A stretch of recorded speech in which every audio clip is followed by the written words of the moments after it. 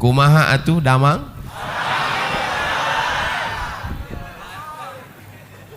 Orang Sunda memakai katun. Katun dipakai di hari Selasa. Saya tidak lagi berpantun, sudah dihabiskan pembawa acara. Mudah-mudahan semuanya selalu dalam ridha Allah.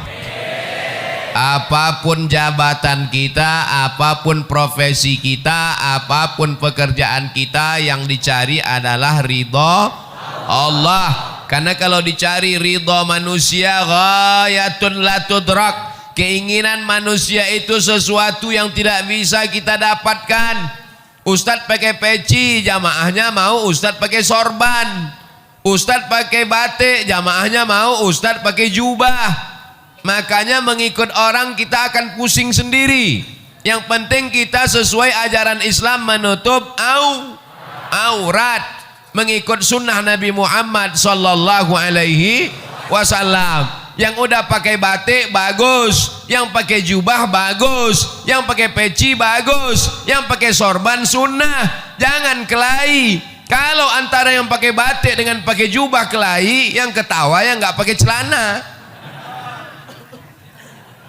Alhamdulillah semuanya yang di luar-luar sana nanti cepat masuk surga. Amin. Tapi yang lebih dulu masuk yang di dalam. Amin. Yang penting masuk surga. Man qala la ilaha illallah Muhammadur Rasulullah dakhalal jannah.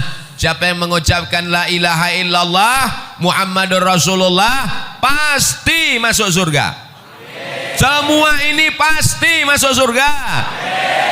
Jangan takut, jangan ragu, jangan cemas, jangan ngeri, jangan galau. Kalau galau imannya turun. Kalau imannya turun imunnya drop. Kalau imunnya drop COVID masuk. Oleh sebab itu tablik akbar ini membangkitkan semangat. Apalagi Bapak Sekda di tengah kesibukannya mau hadir. Puncak jabatan PNS kabupaten adalah Sekda. Nggak ada lagi di atas Sekda yang PNS. Tapi kalau nggak PNS bisa jadi wali kota, bupati bisa. Mudah-mudahan Pak Sekda amanah. Amin. Jadi Sekda itu jabatannya nggak lama, tapi hisapnya lama. Tapi Pak Sekda yang hadir pengajian langsung masuk surga. Sama-sama mobil dinasnya sekalian. Anak-anaknya soleh-solehah. Jabatannya menjadi amal soleh.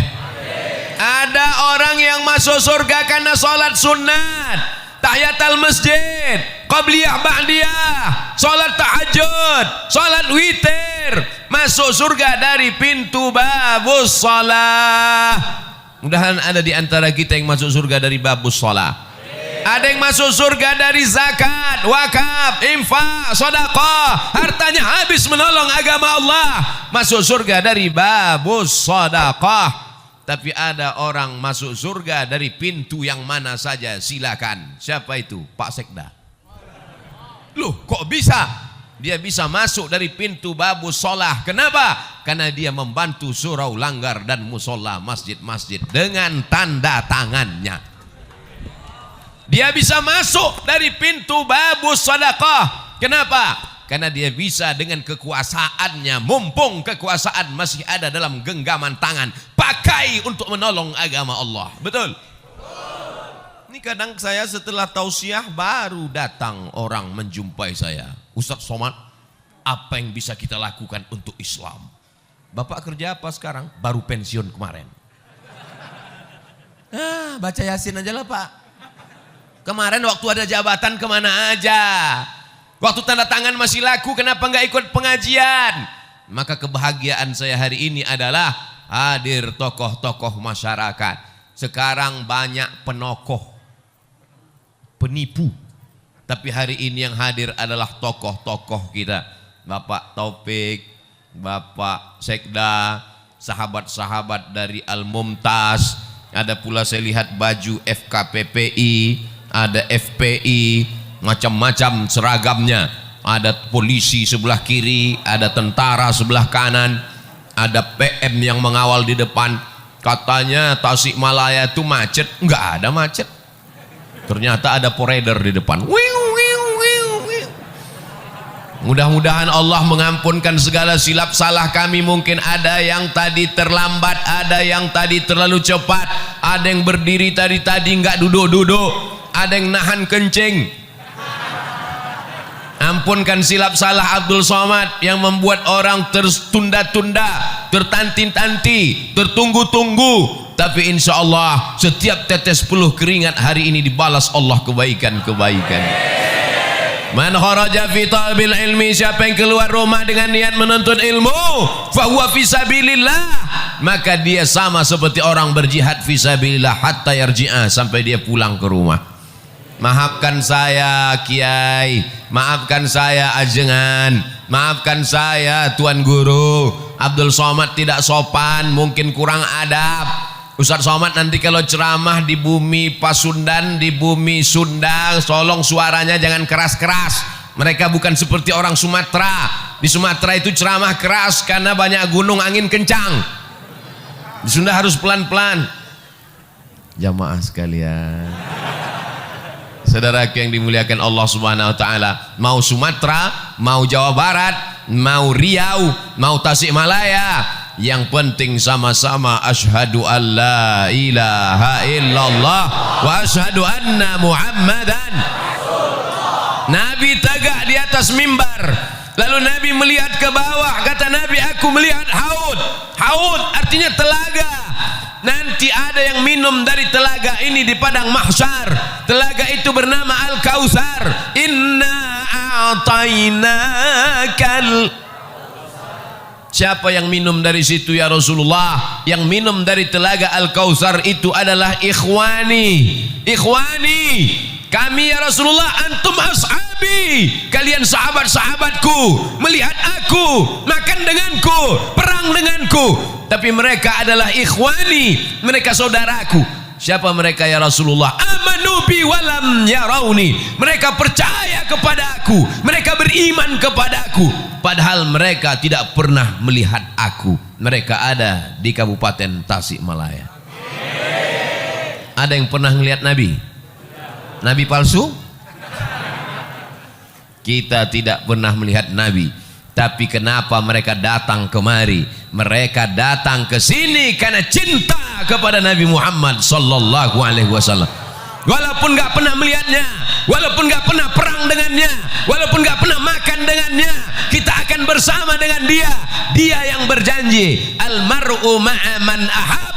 Orang akan bersama dengan siapa yang dia cintai. Kita datang kemari berpanas-panasan, jalan kaki, naik ojek, numpang teman, pulangnya nggak tahu. Maka kedatangan kita kemari bukti cinta kepada Nabi Muhammad sallallahu alaihi wasallam. Apa tanda cinta kepada Nabi Muhammad? Hari ini semuanya datang memenuhi masjid rumah Allah. Ini tanda cinta. Kalau beginilah masyarakat ramai penuh, gimana sholat berjamaah? Betul-betul ini kota santri, ini negeri 1000 pesantren, ini negeri berjuta-juta santri. Kita pertahankan ini sampai hari kiamat. Siap mempertahankan negeri ini menjadi baldatun thayyibatun wa rabbun ghafur sampai hari kiamat. Siap kita pertahankan masjid tetap ramai sampai hari hancur dunia. Emang yakin kita hidup? Kita akan mati. Paling lama umur umat Nabi Muhammad baina sittin wa sab'in, 60 tahun, 70 tahun. Kita akan mati, bapak akan mati, ibu akan mati, pejabat mati, orang kaya mati, Ustaz Somad belakangan. Kita semua akan mati, tapi masjid ini akan tetap diramaikan. Siapa yang meramaikan masjid ini? Itulah anak-anak yang hari ini digendong ibu. Itulah anak-anak yang hari ini nangis kepanasan. Itulah anak-anak yang berada di atas. Mereka yang akan meramaikan masjid ini 20-30 tahun yang akan datang. Takbir. Apa yang kau tanam, itu yang akan kau tuai. Betul? Kalau kau tanam padi, maka padi juga. Kalau kau tanam cabai, cabai juga yang akan kau petik. Kalau kau tanam rumput, Tidak akan mungkin berbuah padi, guys. Bisa dibuat slogan baju kaos, tanam padi panen padi, tanam cabai panen cabai, tanam rumput panen rumput, guys. Saudaraku yang dimuliakan Allah, maka tanamlah hari ini padi supaya 20-30 tahun akan datang yang muncul adalah ulama-ulama, yang muncul adalah ajengan-ajengan, yang muncul walaupun dia sekda, walaupun dia bupati, walaupun dia camat, walaupun dia kades, tapi dia tetap menolong agama Allah. Casingnya boleh pakai jengkol, jengkol besar di sini. Casingnya boleh baju tentara, casingnya boleh baju polisi, tapi dia menolong agama Allah lebih baik daripada baju koko isinya setan. Betul? Jangan tersinggung. Yang tersinggung berarti setan. Sallallahu ala Muhammad, sallallahu alaihi wasallam, sallallahu ala Muhammad, sallallahu alaihi wasallam. Ya Nabi salam alaika, ya Rasul salam alaika, ya Habibi salam alaika, salawatullah alaika. Mudah-mudahan ibu-ibu yang berselawat anaknya mudah lahir. Mudah-mudahan anaknya dijaga daripada wewe gombel. Mudah-mudahan suaminya tidak dilarikan pelakor. Mudah-mudahan yang belum hamil segera hamil. Nikah dulu. Saudaraku yang dimuliakan Allah Subhanahu wa taala, jangan bersedih rezekimu tidak lancar, bisa puasa sunat. Jangan sedih kena PHK. Allah akan memberikan balasan di masa akan datang kalau kau sabar. Kau belum ada apa-apanya. Dulu mereka kelaparan sampai putih biji mata mereka menantikan makanan. Hari ini masih ada saudara-saudaramu, insya Allah akan menolong engkau. Kalau kau lapar, Allah akan mengenyangkan engkau. Syaratnya apa?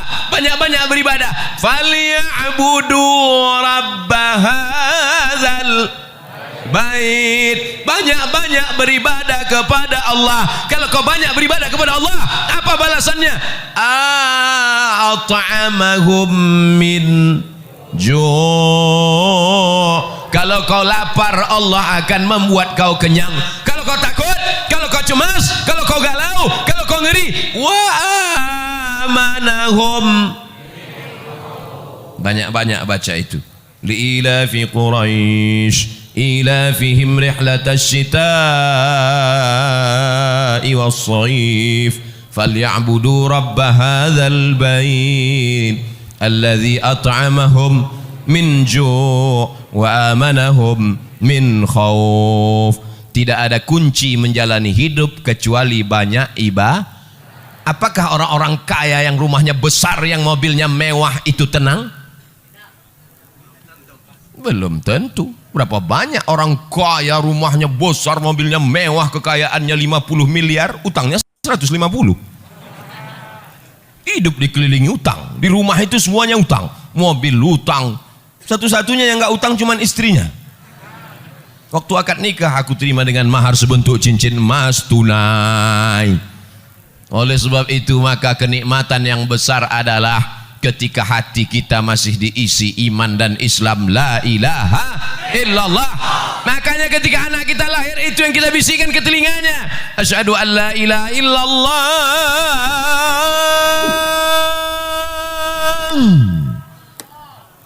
asyhadu an la ilaha illallah. Laki-laki mesti pandai azan. Ini nanti anak lahir gimana? Masa nyari MP3? Datang mertuanya, nih azankan. Sebentar ya Pak, sebentar ya. Mana MP3 azan? Buka YouTube dulu, azan. Maaf ya, papa belum pandai, dengar aja sendiri. Yang pertama kali dimasukkan ke telinganya sebelah kanan adalah lafaz la ilaha illallah. Itu yang pertama dimasukkan telinganya. Mentang-mentang orang Sunda, apakah ada yang dimasukkan ke telinga anaknya pertama kali? Asep. Mohon maaf Pak Asep. Yang pertama kali masuk ke telinganya adalah nama Allah. Kenapa itu yang dimasukkan? Masuk lafaz Allah ke telinganya, masuk ke otaknya, masuk ke jantungnya, dari jantung naik menyembur ke otak, menular ke mata. Hatinya adalah Allah, Allah, Allah. Otaknya Allah, Allah, Allah. Pandangan matanya Allah, Allah. Telinganya Allah. Sehingga kalau dia hidup, dia akan menjadi hamba Allah yang soleh. Maka jangan lupa, bagi anak yang sudah lahir, sudah besar, jangan diazankan lagi. Mana tahu kemarin lupa, sekarang anaknya udah kelas 2 SMP. Pulang dari sini sebentar nak. Allahu Akbar. Mengazankan anak itu hukumnya sunnah. Dalilnya hadis hasan. Hadis paling tinggi sahih, di bawah sahih hasan, di bawah hasan dhaif. Mengazankan anak dilakukan Nabi SAW. Beliau mengazankan Sayyidina Al-Hasan, anak Sayyidatuna Fatimah, anak Sayyidina Ali. Beliau mengazankan Sayyidina Al-Husain, anak Sayyidatuna Fatimah, anak Sayyidina Ali. Maka kita pun mengazankan anak-anak kita. Kita ingin kita mati nanti, mereka juga yang membisikkan ke telinga kita la ilaha. Abdul Somad nanti kalau mati, tolong jamaah membisikkan. Tapi nggak mungkin, rasanya nggak mungkin, masa orang Tasik. Tapi bisa aja orang Tasik pas datang ke Pekanbaru jalan-jalan, dapat berita Ustadz Somad di rumah sakit, ketemu. Apakah mungkin orang Tasik mengatakan Ustadz Somad nggak usah dibisikin, dia udah tahu bacaannya, biarin aja. Orang Tasik tetap membisikkan, Ustadz Abdul Somad, dulu kau berkata di masjid kami bahwa kau mati tidak akan mungkin dibisikkan orang Tasik. Ternyata takdir berkata lain. Orang Tasik datang ke Pekanbaru jalan-jalan, mendapat kabar Abdul Somad sedang di ICU. Orang Tasik yang membisikkan ke telinga la ilaha illallah kalimatu haqqin 'alaiha nahya. Dengan itu kita hidup, wa 'alaiha namutu, dengan itu kita mati, wa biha nub'atsu, dengan itu kita akan mati dibangkitkan di padang mahsyar. Dengan itu juga kita akan masuk surga Jannatul Firdaus bersama Nabi Muhammad sallallahu alaihi wasallam.